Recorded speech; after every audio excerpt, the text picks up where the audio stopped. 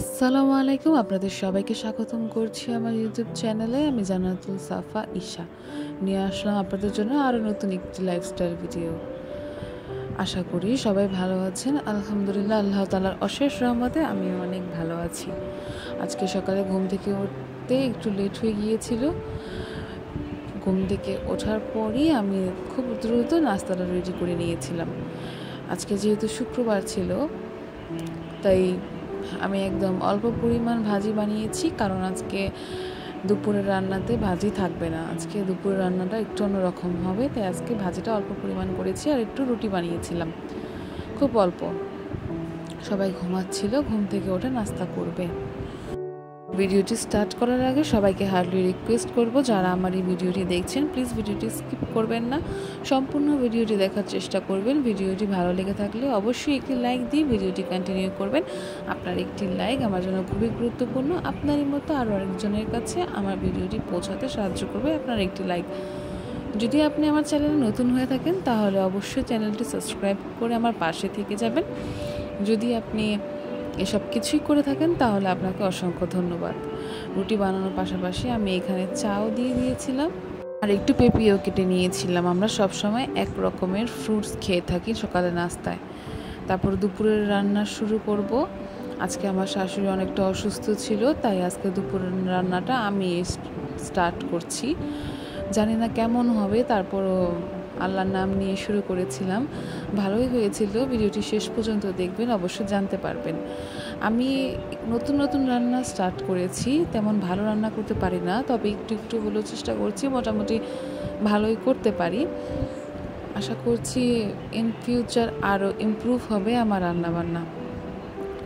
তো গরু মাংসটা এভাবে বানানো আমি আমার শাশুড়ির কাছ থেকেই শিখেছিলাম। আমি যেহেতু বিয়ের আগে কখনোই রান্না করিনি, তাই আমি জানতাম না যে কীভাবে রান্না করতে হয়, কেমনি কী।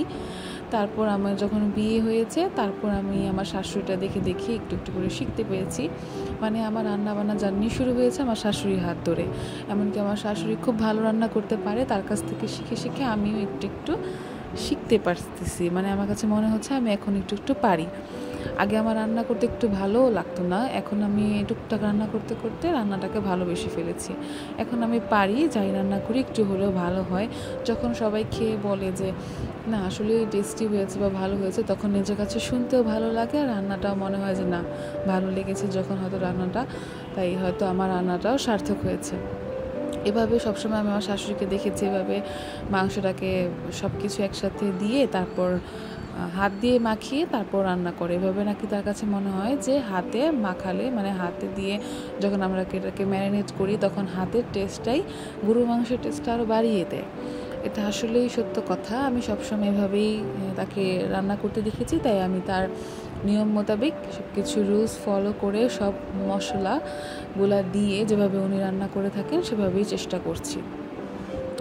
ভিডিওটাতে যখন আমি ভয়েস ওভার দিচ্ছিলাম তখন আমার মনে পড়ছিল গরুর মাংসটা আসলেই খুব টেস্টি হয়েছিল। আমার দেখেই মুখে জল চলে আসছিল, কারণ গরুর মাংসটা আসলেই ভালো হয়েছিল। তবে আমি শুধু গরু মাংস না, আরও অন্য কিছু চেষ্টা করব, দেখি কি বানানো যায়, আপনাদের সাথে চেষ্টা করব শেয়ার করার। তো সকালে নাস্তা বানানোর পর আমি দেখলাম আমার শাশুড়ি অনেক অসুস্থ, তাই আমি রান্নাটা স্টার্ট করলাম। সে বললো যে আজকে রান্নাটা তুমি করে ফেলো, আমার শরীরটা খুব অসুস্থ ছিল।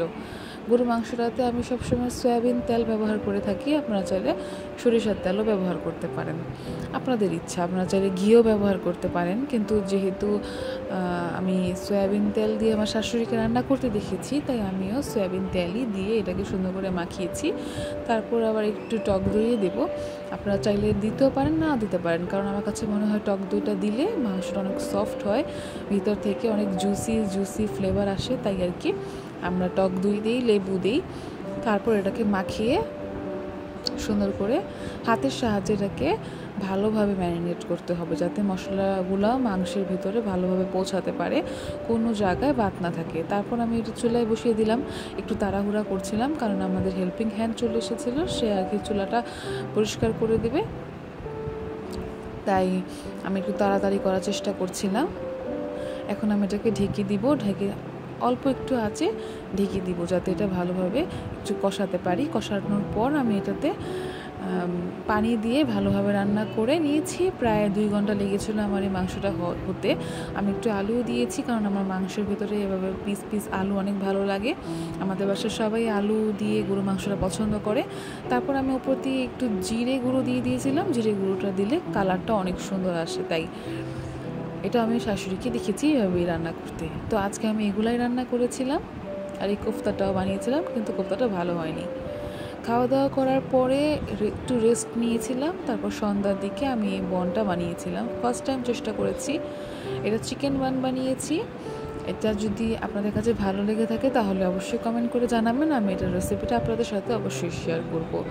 তবে এই বানটা কিন্তু অনেক টেস্টি হয়েছিল খেতে। আমি প্রথমবার চেষ্টা করেছি বানানোর, তবে অবশ্য অনেক ভালো লেগেছে আমার কাছে খেতে। সবাই অনেক পছন্দ করেছে। চুলায় কীভাবে চিকেন বান বানানো যায় এটার রেসিপি অবশ্যই আপনাদের সাথে কোনো একদিন শেয়ার করব।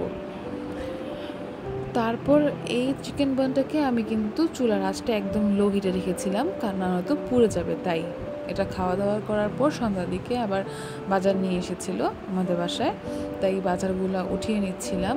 আমাদের বাসায় যেহেতু সকাল থেকে আমার শ্বশুর আমার হাজব্যান্ড দোকানে চলে যায়, তাই প্রতিদিন বাজার করা সম্ভব হয় না। আমাদের বাজারটা একদিনই করে, আর সেটাকে আমরা প্রায় অনেক দিন ফ্রিজে সংরক্ষণ করে একটু একটু করে খাই। যেহেতু আমাদের প্রতিদিন বাজারে যাওয়া সম্ভব না, বাসার কাছাকাছি কোনো বাজারও নেই, এটা আসলে অনেক টাফ হয়ে যাবে। তাই আমাদের প্রতিদিনের বাজার প্রতিদিন না, আমাদের প্রায় সাপ্তাহিক বাজার একসাথে করা হয়। তারপর সাপ্তাহিক বাজার শেষে আবার বাজার করা হয়। তো বাজারগুলো আমি উঠিয়ে নিচ্ছিলাম। আবার আমাদের এখানে কি, আমি সবসময় আমার শাশুড়িকে দেখেছি, মানে উনি যেভাবে আমাকে শেখাচ্ছেন আমি সেভাবেই শিখছি। তো সবসময় ওনাকে দেখেছি যে বাজার থেকে পলিথিনে করে সবজিগুলো নিয়ে আসা হয়, সেগুলাকে আমরা ফ্রিজে রাখি না, কারণ পলিথিনে অনেক পানি থাকে, আর সেই পানিগুলোর কারণে সবজিগুলো দ্রুত নষ্ট হয়ে যায়, মানে সবজিগুলোর টেস্ট নষ্ট হয়ে যায়। তাই আমরা আবার অন্য একটা পলিথিনে আলাদা করে এটাকে সংরক্ষণ করে থাকি। সব আলাদা আলাদা করে একটা পলিথিনের মধ্যে আমরা ভিন্ন ভিন্নভাবে সেট করে রাখি, এতে সবজিগুলো ভালো থাকে, আর প্রয়োজনের সময় আমি সহজেই যে কোনো সবজি হাতের কাছে পেয়ে যাই। এখন যেহেতু শীতকালীন সময়, তাই আর কি বাজারে অনেক টাটকা সবজি পাওয়া যায়। এমনকি এখন সবজির দামটাও মোটামুটি কম। ফুলকপি, পাতাকপি শীতকালীন সবজি, আমরা শীতকালেই এই সবজিটাকে বেশি খেয়ে থাকি। তো এই প্রথম আমার শ্বশুর বাজার থেকে পাতাকপি নিয়ে এসেছে, মানে শীতকালীন প্রথম পাতাকপি। এটাকে আমরা গরুর মাংস দিয়ে খাবো। আর অনেকগুলা পটল নিয়ে এসেছিলো, এই পটলগুলাও উঠিয়ে নিচ্ছিলাম। তারপর একটা অন্য টাইপের একটা সবজি নিয়ে এসেছে, আপনারা দেখতে পাবেন, এই যে আমার হাতে দেখতে পাচ্ছেন। এটা আসলে কি সবজি আমি বলতে পারছি না, একটু অন্য টাইপের সবজিটা ছিল, আমি চিনি না। এখন আমি যেহেতু ফ্রিজে সবজিগুলো ঢুকাবো, তাই ভাবলাম আগেই ফ্রিজটাকে ক্লিন করব। একটু স্যাভলন নিব, একটু লিকুইড সাবান নিব, তারপর ফ্রিজটাকে সুন্দর করে ক্লিন করে তারপর আমি সবজিগুলো ঢুকাবো, কারণ ফ্রিজটাও পরিষ্কার হবে প্লাস গোছানো হয়ে যাবে।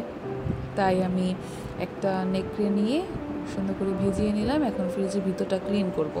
ফ্রিজে যেহেতু আমরা সবসময় খাবার সংরক্ষণ করে রাখি, খাবার টাবার রাখা হয় সবসময়, তাই ফ্রিজটা সবসময় সপ্তাহে একবার করে হলেও ক্লিন করা উচিত। কারণ ক্লিন না করলে কি হয়, ভিতরে খাবারগুলো রাখা হয়, যেহেতু সবজিগুলো রাখা হয়, তাই হতে পারে যে পোকামাকড় জন্ম নিতে পারে।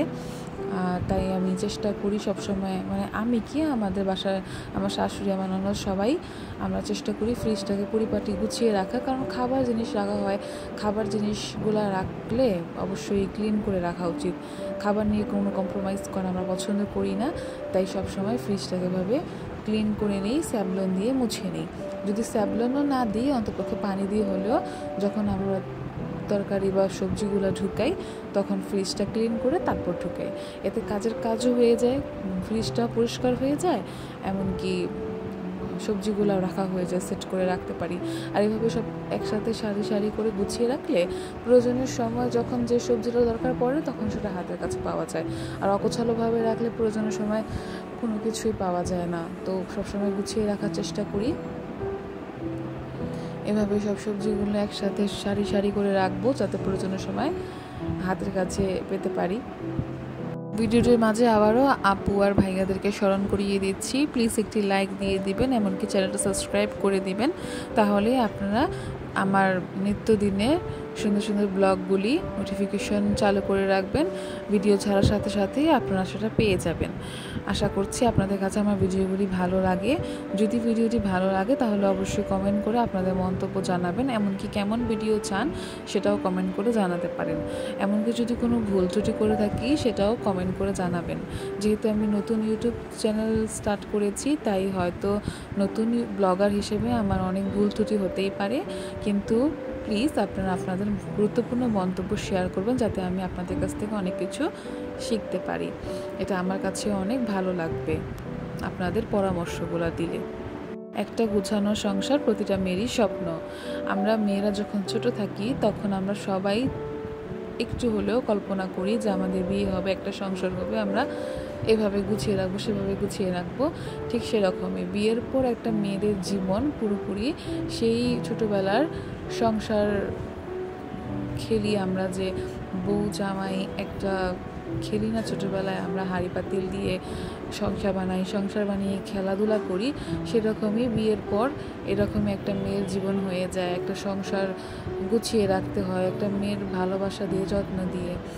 তখন এই সংসার গুছাতে গুছাতে একটা মেয়ে আর নিজের দিকে কোনো খেয়াল রাখতে পারে না, নিজের নিয়ে কোনো চিন্তা ভাবনা করতে পারে না।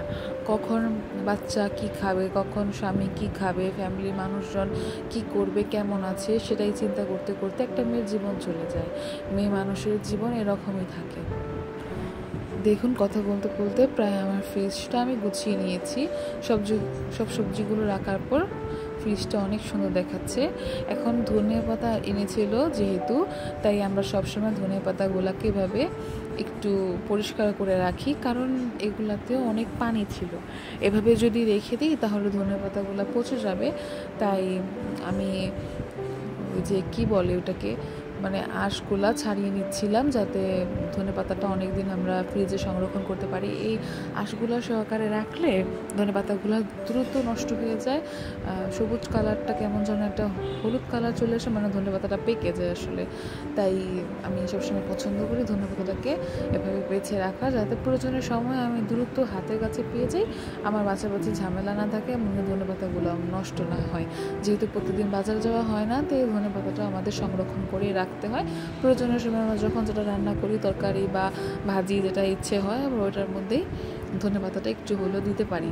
খাবারের মধ্যে ধনেপাতাটা দিলে খাবারের টেস্ট আমার কাছে মনে হয় আরও দ্বিগুণ হয়ে যায়, কারণ ধনেপাতার একটা আলাদা স্মেল থাকে, গ্রান থাকে। অনেকে এটা পছন্দ করে, অনেকে এটা পছন্দ করে না, তবে আমার কাছে ধনেপাতার স্মেলটা খুব ভালো লাগে।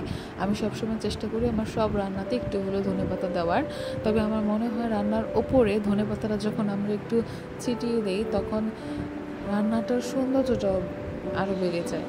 আপনারাও চেষ্টা করবেন যে যে কোনো মাছের তরকারি বা ভাজি রান্না করলে মাছের তরকারির ওপর একটু ধনেপাতাটা একটু ডিজাইন করে দেবেন, দেখবেন দেখতে কতটা সুন্দর দেখায়। তো আমার কাছে সৌন্দর্যটা অনেক বেশি ইফেক্ট করে।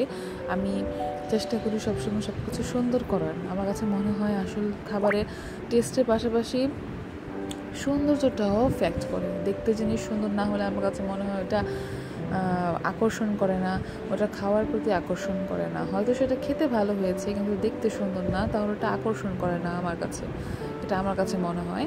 তবে সবার চিন্তাধারা এক না, যার যার ব্যক্তিগত বিষয়। তো এইভাবে কথা বলতে বলতে দেখেন আমার ধনেপাতাটাও বাছা হয়ে গেলে, এখন এটাও আমি আলাদা পলিথিনে করে সুন্দর করে আবার রেখে দেব।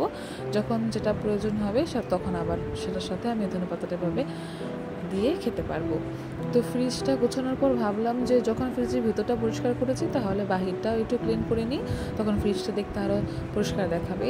এই ফ্রিজটার বয়স কিন্তু বহু বছর হয়েছে, মানে অনেক দিন হয়েছে এই ফ্রিজটা আমরা ব্যবহার করছি। তো আজকের ভিডিওটি ছিল এই পর্যন্তই। সম্পূর্ণ ভিডিওটি জুড়ে থাকার জন্য আপনাদের অসংখ্য ধন্যবাদ। আজকে এখানেই বিদায় নিচ্ছি। আল্লাহ হাফেজ, আসসালামু আলাইকুম।